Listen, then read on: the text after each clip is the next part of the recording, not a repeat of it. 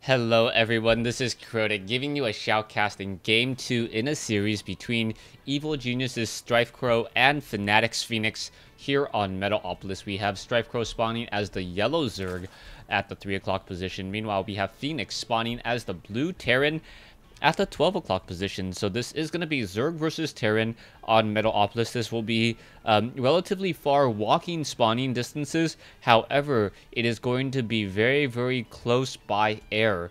And I believe that actually gives a little bit of an advantage to Terran in this particular instance, as Terran should be able to shut down any serious power droning with efficient drops. We'll see how this game will be played out, as the two players are currently just going at it already. You can see the Overlord now making its way in, does spot the command center and not deciding to back off. So Fenix does in fact see this Overlord here. Does he see the StrifeCro see the gas? No, he doesn't see the gas. And that is a bit of a concern for me. He is now slowly making his way over as well.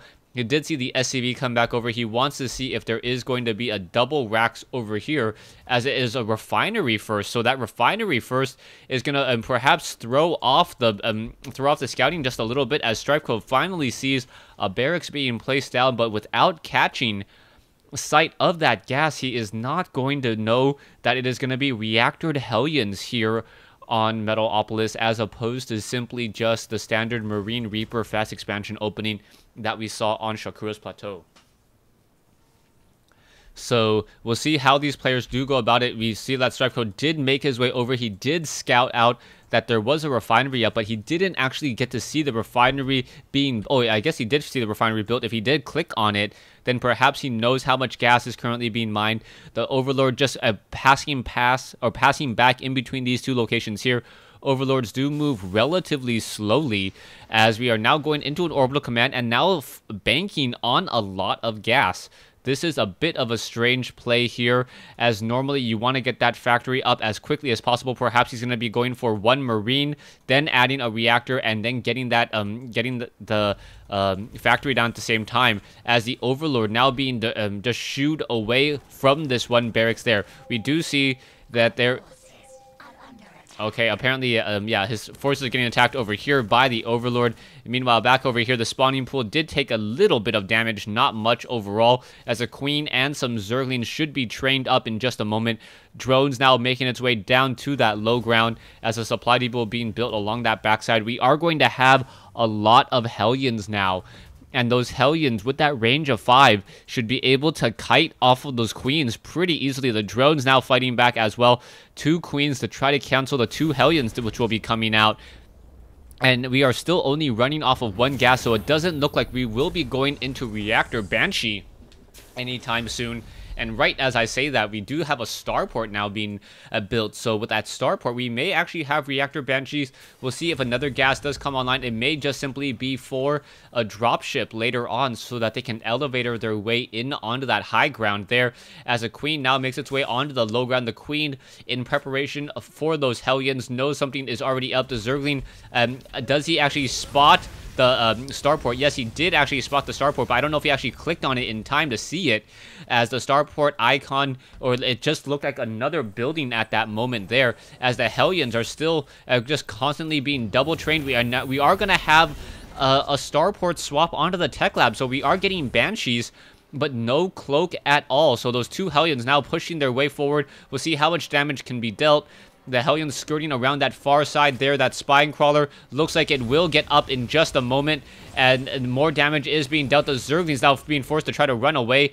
It looks like another Hellion trying to get in. More splash damage. Not going to be able to get that much at all, as these 3 Hellions, 4 Hellions, a very, very heavy investment so far, not really dealing all too much damage at all. So the Hellions just torching that one Queen there. The Queen now stuck on the high ground. Zerglings may take a little bit more damage as well, as the Queen does have a range of 3 and is able to attack back against those Hellions. A Banshee now will be moving off across the field. 1 Banshee now up. We are going to have perhaps a barracks swap once more, as 1 Banshee looking to get a little bit of damage onto those Queens, or perhaps trying to shut down at least some of those spine crawlers.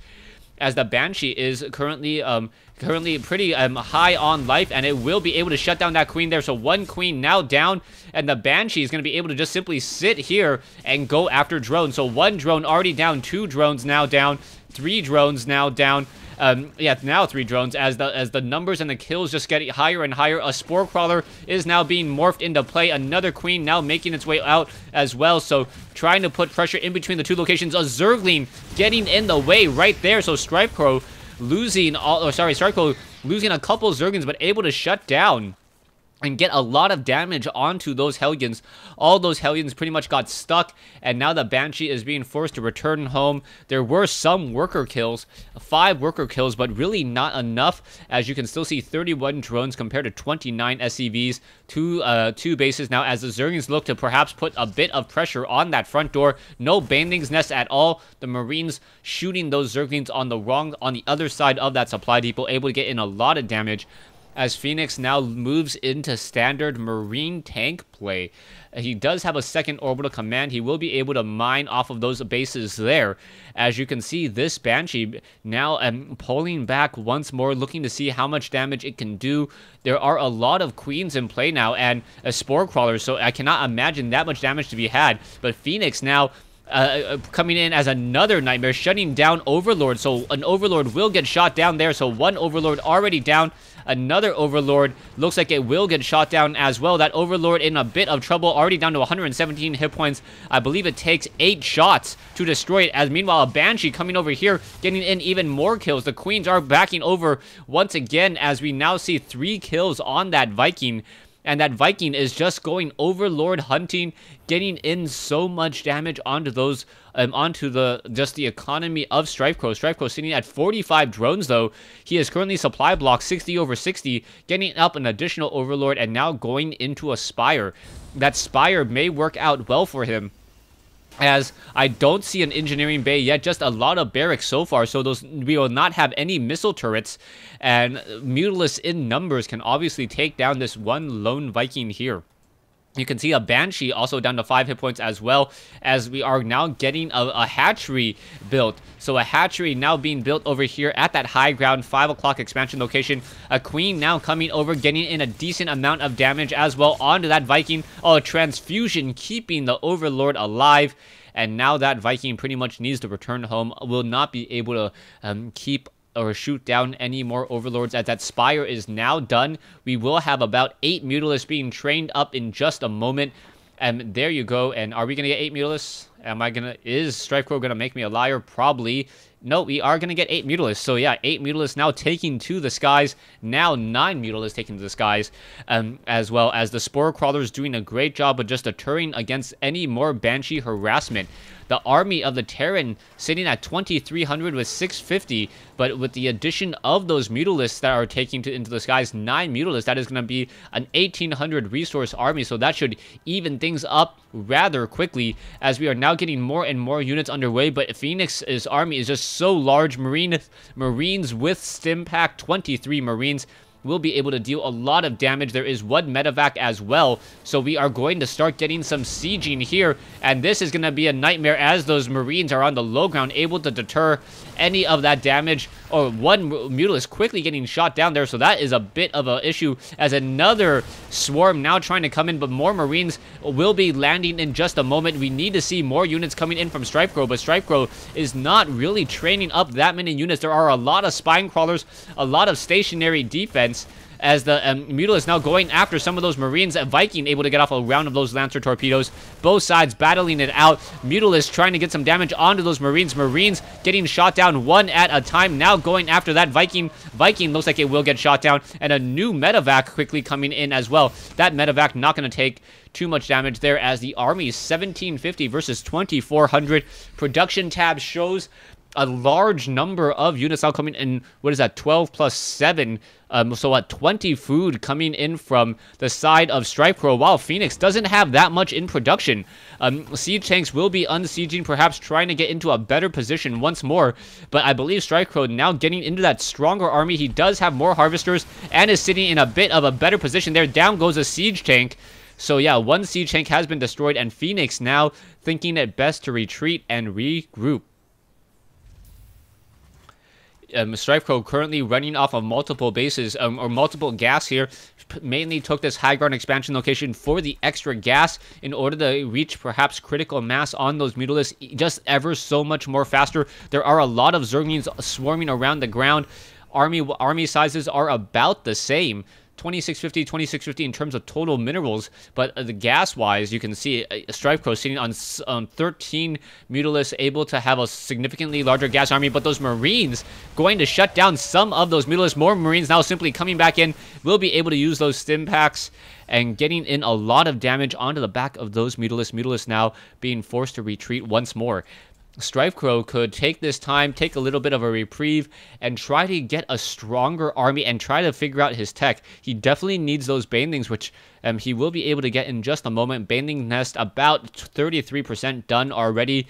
You can see a macro hatch has been established. I assume another hatchery will be set up here in just a moment as a Marine drop looking to come down the ramp and perhaps get some damage over here. So on the far side, Fenix does have 0-0 Marines, and now the Zerglings finishing off a couple of these SCVs. SCV's gonna deal some damage here. The missile turret taking even more. Zerglings looking to swarm around. One Zergling looking to actually get some damage, perhaps take down a siege tank, but unable to there. We are now getting the Mutalisk making their way out. They will be moving about, perhaps being able to shut down some of these siege tanks if they are very, very careful. And yes, 2 free siege tanks with no Marines nearby.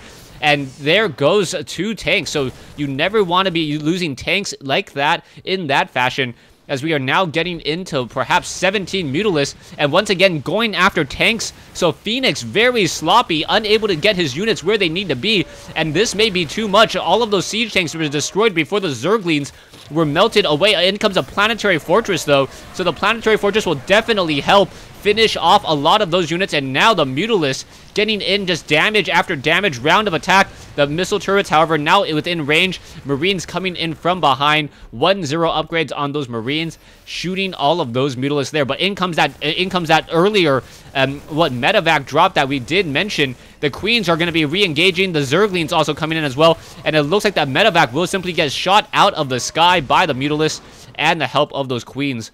One Queen with 115 energy, 14 life, and really getting lucky, not getting destroyed there. This Queen will perhaps get a transfusion off later, but I believe StrifeCro is just in a very dominant position. As long as he plays it safe and is not overly aggressive, as long as he is smart with his army trading, he will be able to win this battle. 66 drones compared to 61. Another command center once again being placed down. Perhaps it will be lifted off into this location here, trying to get up in terms of expansions. But this is a pure Zergling Mutalisk battle, nothing else in the unit tab at all. So this is almost like a classic Brood War, as the Mutalisk now going after a missile turret. One missile turret down, another missile turret down.